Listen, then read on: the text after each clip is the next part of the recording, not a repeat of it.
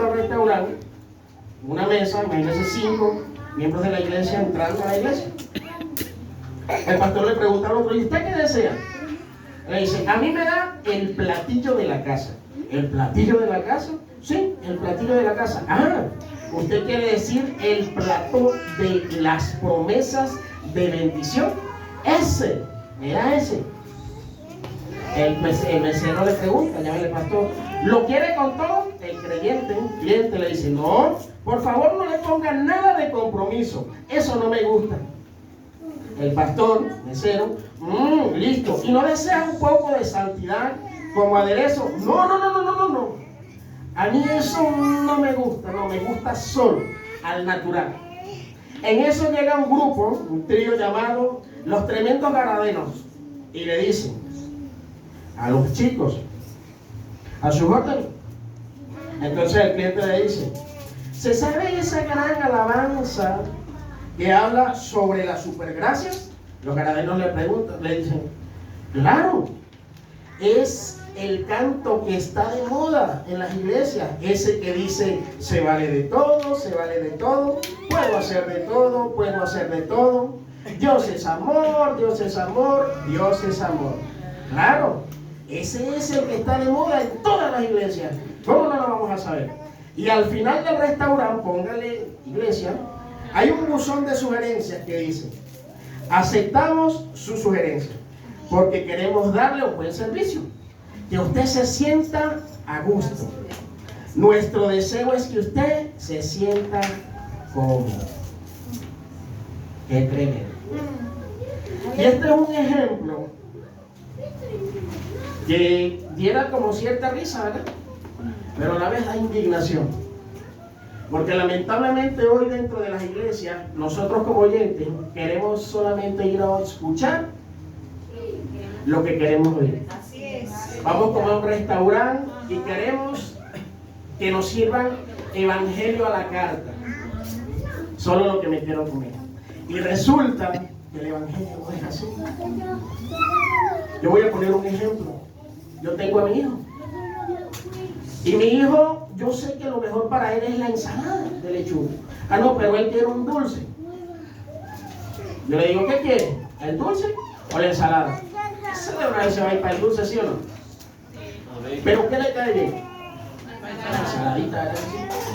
Pero él no va a querer ensalada. Qué bendito es el Señor, que Pablo no pensaba de esa manera. Pablo como que no estaba muy de acuerdo con el evangelio a la carta.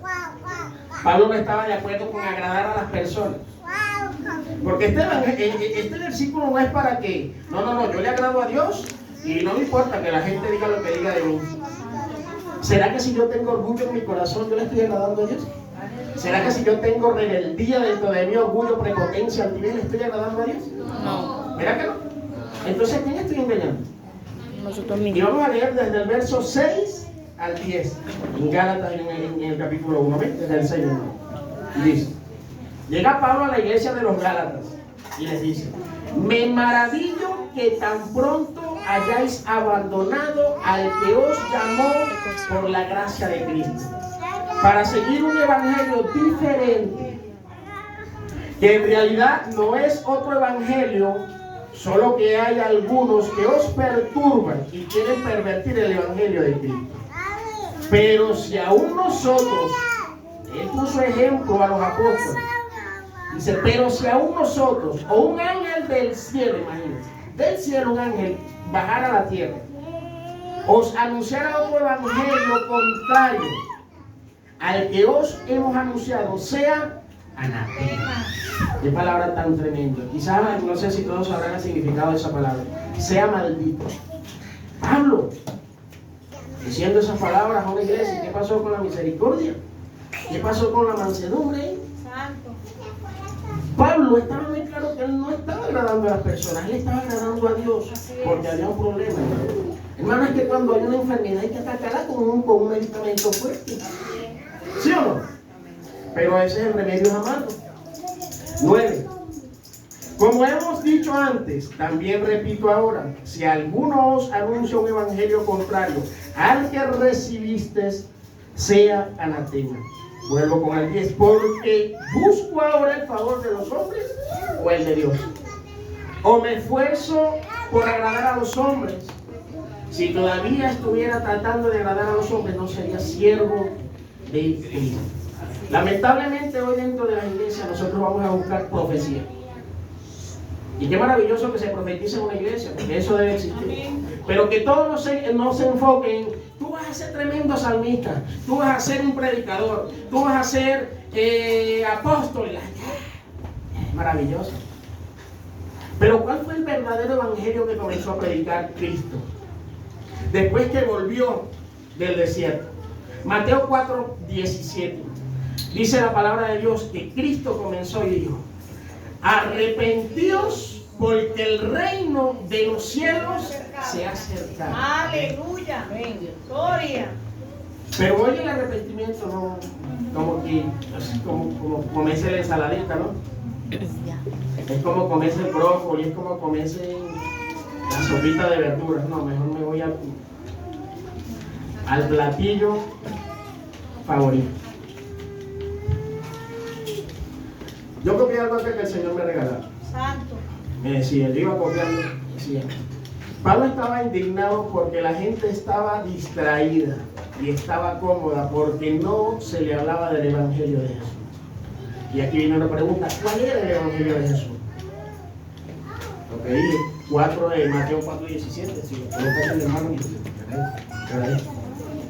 entonces viene otra pregunta: ¿qué debo hacer?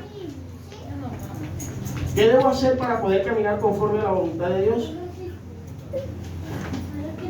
4:17, amén. Dice: desde entonces comenzó Jesús a predicar y a decir: arrepentíos que el reino de los cielos se ha acercado. Aleluya. Primer mensaje de Jesús. Gloria. En los Hechos dice la palabra también que el primer mensaje que Pedro le dijo al pueblo después del Pentecostés fue ese mismo. Porque le preguntan: ¿y entonces qué haremos, hermano? Él dice: arrepentíos y bautícense en el nombre de Jesús para el perdón de pecados. ¿Por qué pasará eso? Porque es que, hermano, mire, si no hay un arrepentimiento, no hay un cambio. Si no hay un cambio de pensamiento, no hay un cambio de vida. Si nosotros no cambiamos nuestra manera de pensar, nuestra manera de hablar, nuestra manera de actuar, no va a pasar nada. Así es. Amén. Amén. Mateo 16, 23, 24, mi hermano.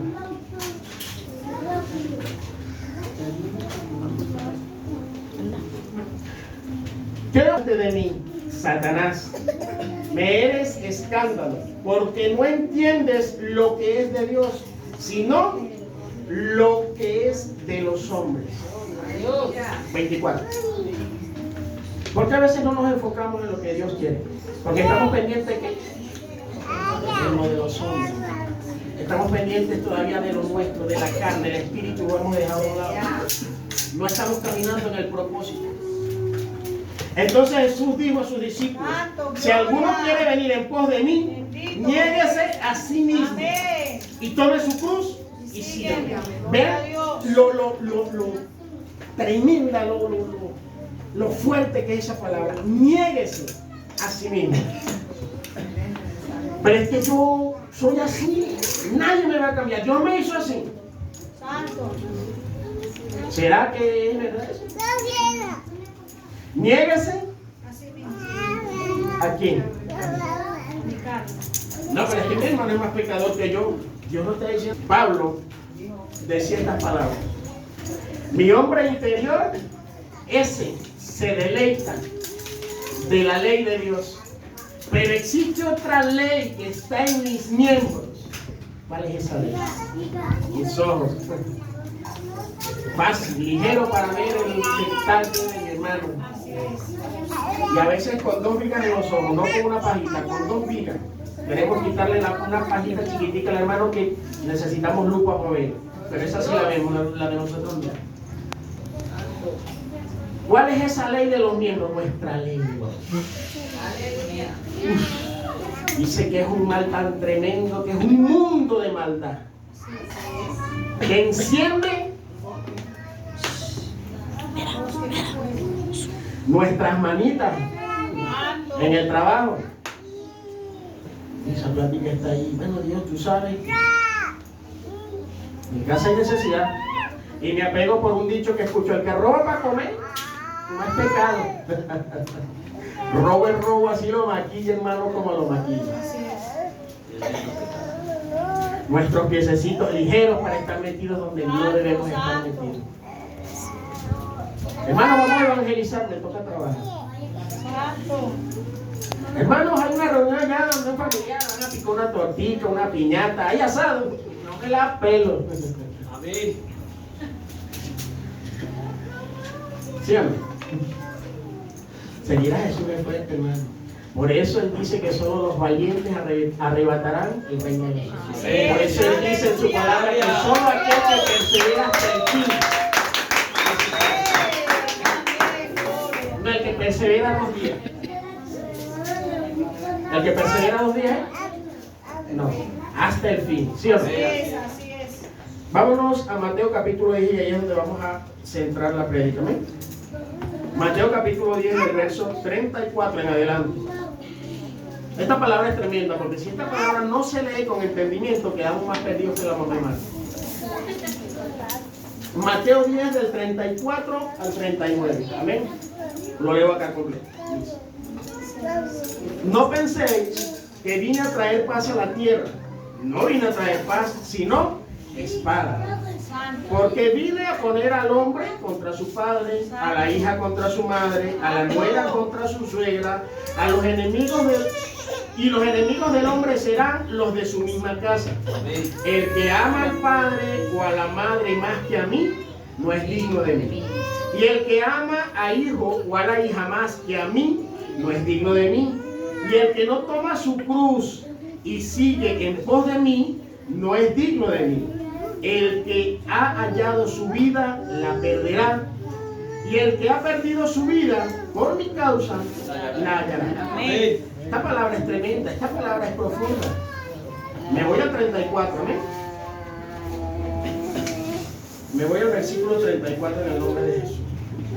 Y dice: no penséis que vine a traer paz a la tierra. No vine a traer paz, sino espada. ¿Cómo así? ¿Que Cristo no es príncipe de paz?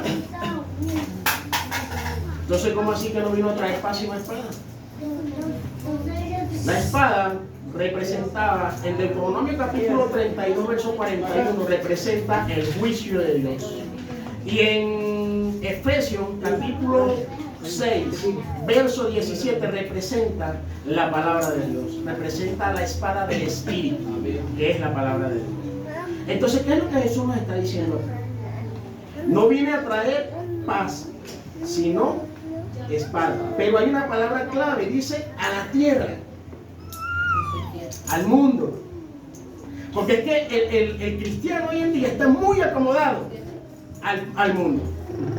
Tiene paz en el mundo, no hay algo que incomode. Somos cristianos, pero seguimos haciendo lo mismo que hacíamos antes de conocer a Cristo. Y Jesús vino a quitar eso, a dividir eso, a poner una incomodidad en nosotros con las cosas del mundo.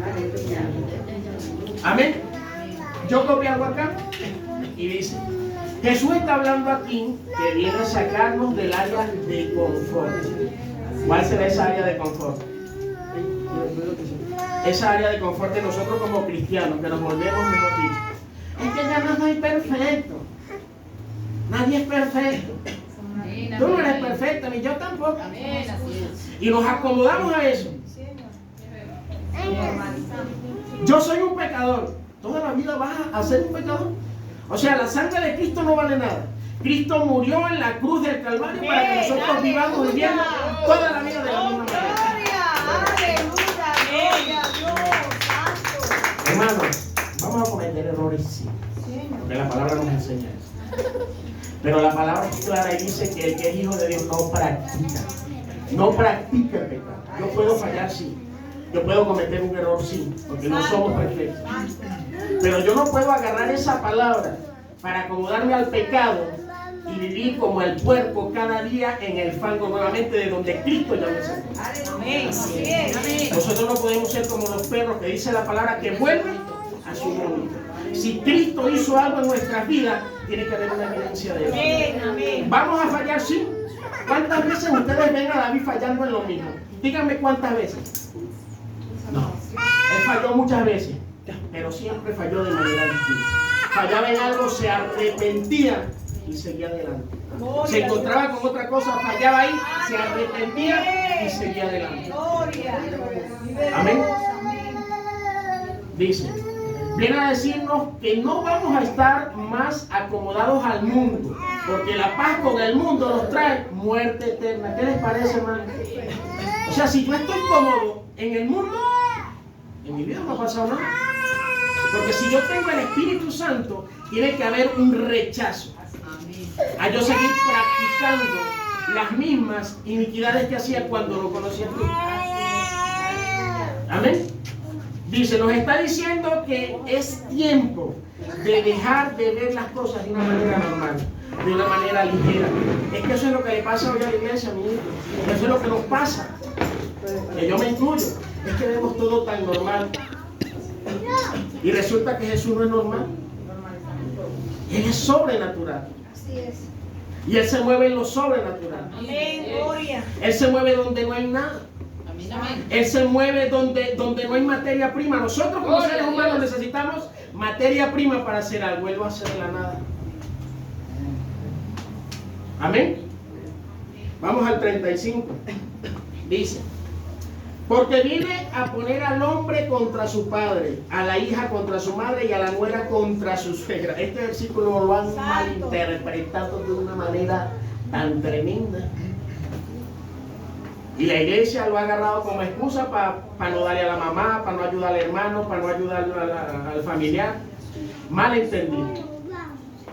Y resulta que Jesús hablaba de una manera metafórica. Él hablaba con ejemplos, ¿sí? Él usaba muchas parábolas, ¿sí o no? Cuando él decía que el que no comía de su cuerpo y tomaba de su sangre, ¿será que tenían que los discípulos caerle a muelas de eso? ¿Verdad que no? Porque él hablaba de una manera que era algo cotidiano. Pero Jesús confrontaba eso. Hablaba de una manera tan diferente que la gente le prestaba atención a lo que Jesús decía. Amén.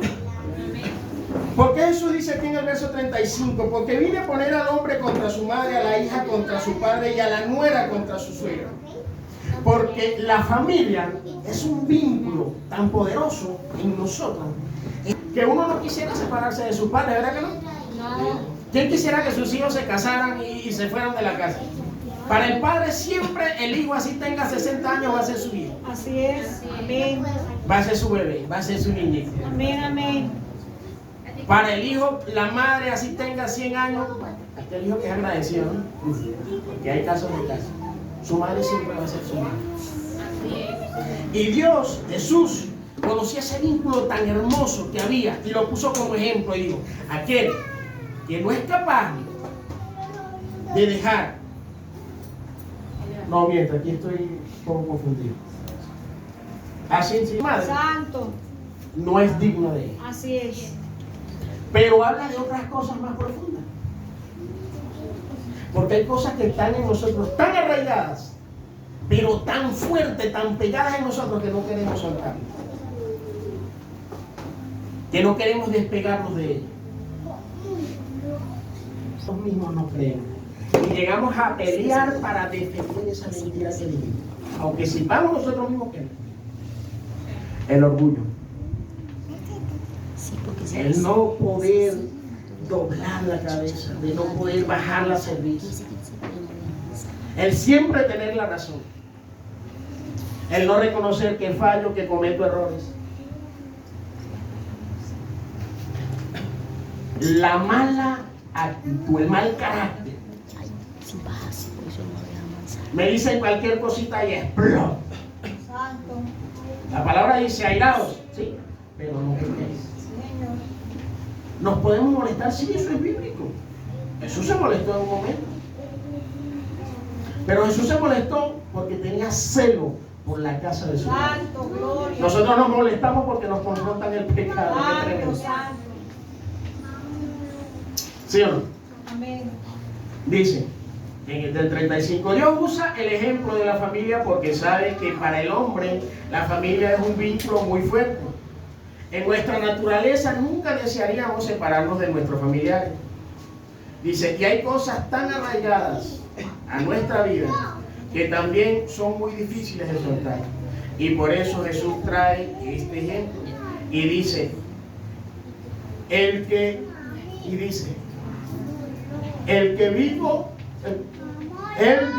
a separar al hombre de eso, que no lo deja avanzar. Porque hay cosas en nuestras vidas, mi hermano, que es una piedra de tropiezo. Y hasta que nosotros no la soltemos, vamos a estar siempre. Nosotros vivimos como los barcos, con un ancla pegada a la cintura. Y hasta que no soltemos, no piquemos esa cadena, no vamos a avanzar. Amén. Verso 36. Y los enemigos del hombre serán los de su misma casa. Así es. Santo. Aleluya. Amén. Los de su misma casa. Así es. Hermano, ¿no les ha pasado que, ejemplo, no hay ni un creyente en la casa? Uno recibe a Cristo, se levanta hasta el gato, el perro, ya vas por esos ladrones, que lo que van es a quitarte la plata, que tú el tiempo creyendo en esas cosas, que no sé qué, que si eres bobo, que mejor dicho, y todo el mundo se levanta. Los de adentro de la casa, se levanta el papá, se levanta a veces la madre, hay madres que entienden y respetan porque apoyan a sus hijos, porque hay madres que apoyan a sus hijos, hagan lo que hagan, a veces haciendo lo malo, lo alcahuetean. Pero se levanta lo de la casa. ¿Sí o no? Sí. Pero aquí hay algo más profundo. Aquí hay una profundidad mayor. Porque dice la palabra de Dios en Primera de Crónicas, capítulo 17, que David le dijo a Natán: yo vivo en una casa de cedro. Y el arca del Señor debajo de unas cortinas. Yo haré casa para el Señor. Natán le dice: sí, hazla, Dios está contigo. Le van a estar caminando y el Señor le dice: David no hará casa para mí. Porque por mucho tiempo yo anduve con el pueblo de Israel y nunca les dije: háganme casa. Le dije: anduve de tienda en tienda, de tabernáculo en tabernáculo. En Isaías capítulo 66, verso 1, dice: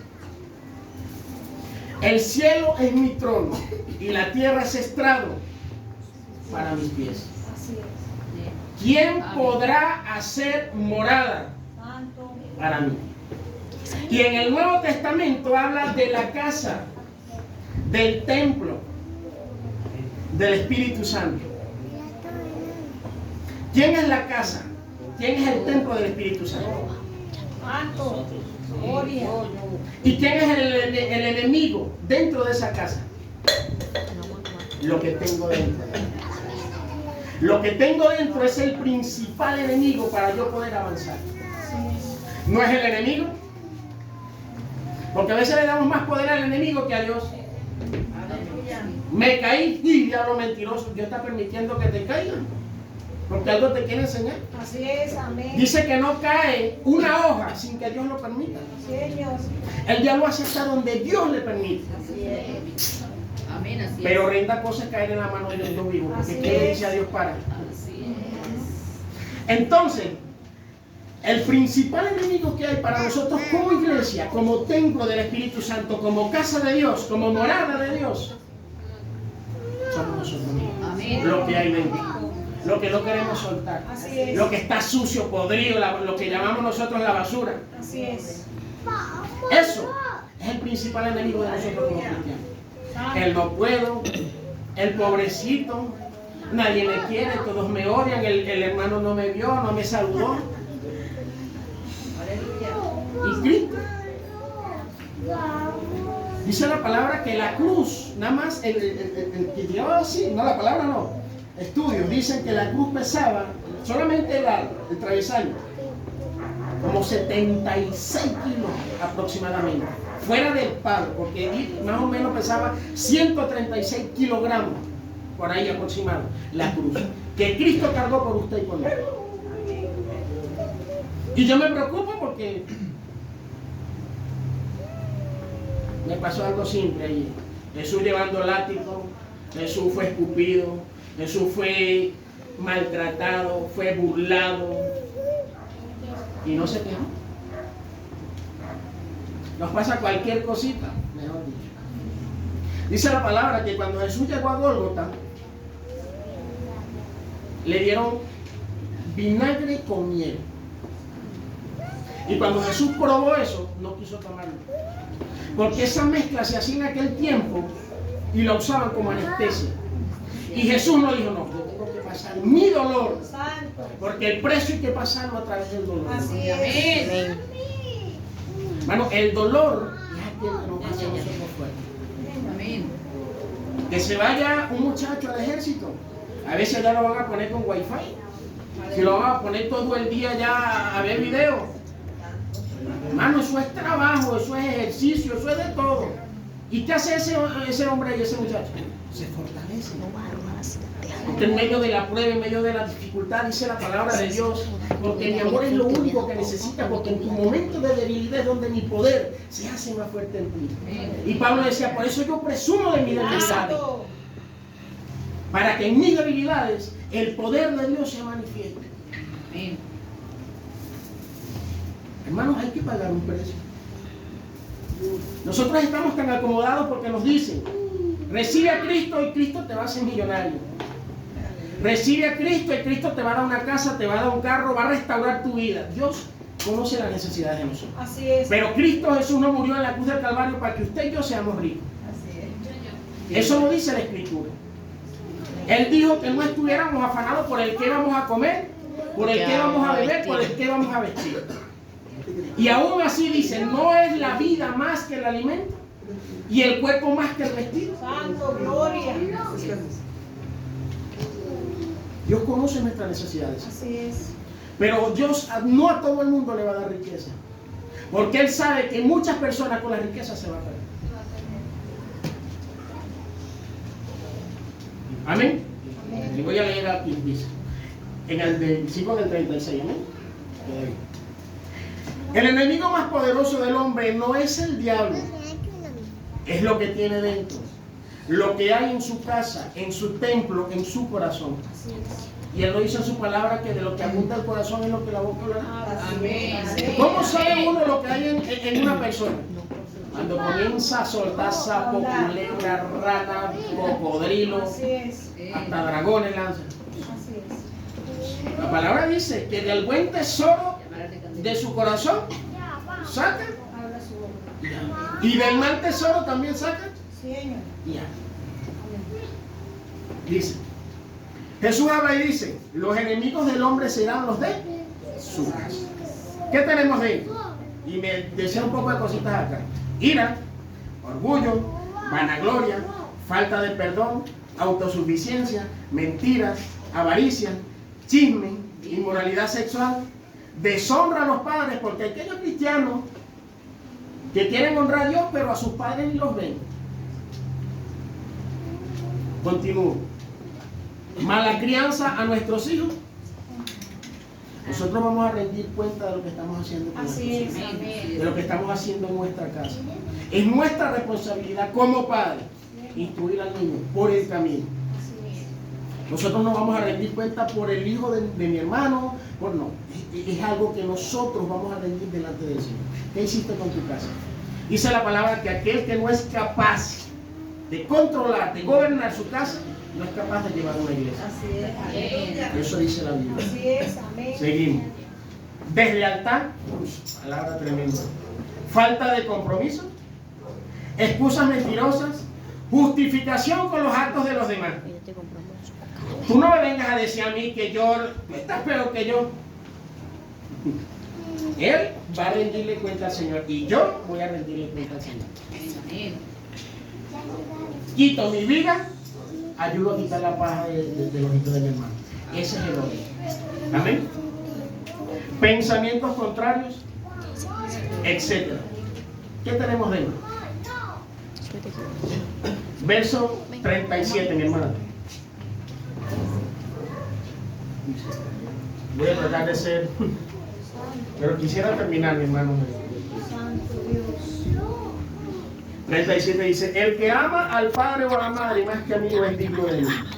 El que ama al hijo y a la hija más que a mí no es digno de mí. Así es. Hermanos, nosotros no podemos poner nada en primer lugar antes que Dios. Porque Él dice en su palabra: amarás al Señor tu Dios sobre todo, Así es. con todo tu corazón, con toda tu alma, con toda tu fuerza, con toda tu mente. Hermano, yo he visto casos donde hay madres que no van al culto porque el hijo no quiso. Lo he visto. Este es viejo en una iglesia. Yo trabajaba en un lugar donde la gente y la hija le decía: no, mamá, no vaya hoy a la iglesia, no, cocíneme algo. Y no iba a la iglesia simplemente por eso. ¿A quién estoy poniendo en primer lugar? Amén. Voy a leer. Dependemos aún de muchas cosas terrenales, pero que esas cosas no nos hagan dejar de seguir a Cristo. Aquello que amamos es aquello que tiene prioridad en nuestras vidas. Por eso Jesús decía: amarás al Señor tu Dios con todo tu corazón, con toda tu alma, con toda tu mente, con toda tu fuerza. En Mateo 22:37. Si no somos capaces de poner a Dios en primer lugar, no somos dignos de Él, dice su palabra. En el verso 38. El que no toma su cruz y sigue en pos de mí, no es digno de mí. El que no toma su cruz. Hermanos, debemos cargar la cruz, no debemos dejarla tirada. No, me pasó algo, dejé la cruz y salí volando. Ya me salí del propósito. ¿Verdaderamente amamos a Dios? No. ¿Y qué es seguir la cruz? ¿Qué es tomar la cruz? ¿Qué es seguir a Jesús? Yo voy a leer, mi hermano, para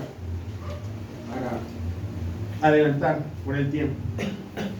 Lo que escribí aquí, y el Señor me decía: seguir a Jesús no es fácil, porque hay que cargar la cruz, hay que dejar el orgullo, la prepotencia, la altivez, hay que dejar la vieja naturaleza y comenzar en una nueva criatura.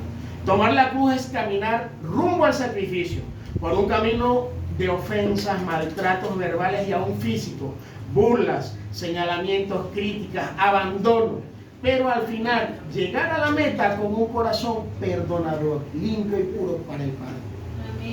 Después de todas esas cosas que nos pasan, llegar allá y decir: Padre, perdónalo, porque ellos no saben lo que hacen.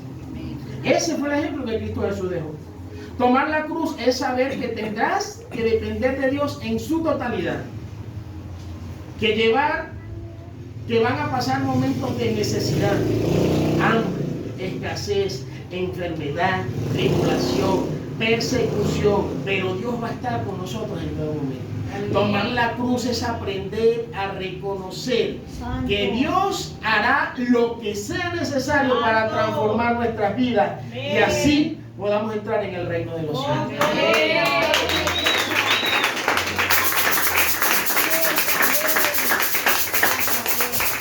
Dice: tomar la cruz es caerse, pero no quedarse en tierra, sino levantarse y seguir adelante con la mirada puesta en el galardón. Amén, así es. Y en el 39, para terminar: el que haya dado su vida la perderá, y el que ha perdido su vida por mi causa la hallará. Así es. Hermanos, si seguimos corriendo por asegurar nuestro futuro aquí en la tierra, quizás vamos a perder el tiempo de asegurar una eternidad de gozo, de paz, de regocijo con el Señor. Hermanos, es tiempo de tomar la cruz y seguir adelante, hermanos. Santo, gloria. Hermano, yo quisiera decirles en esta noche: venga, abra su corazón, deje entrar a Jesús. Pero resulta que el nosotros buscar a Jesús es un mandato. Jesús no va a venir a suplicarnos a nosotros. Jesús no va a venir a decir: ay, venga, papito, por favor, ábrate, yo quiero entrar. Así es. Él hace el llamado. Y nosotros tenemos la decisión de atenderlo o rechazarlo. Así es.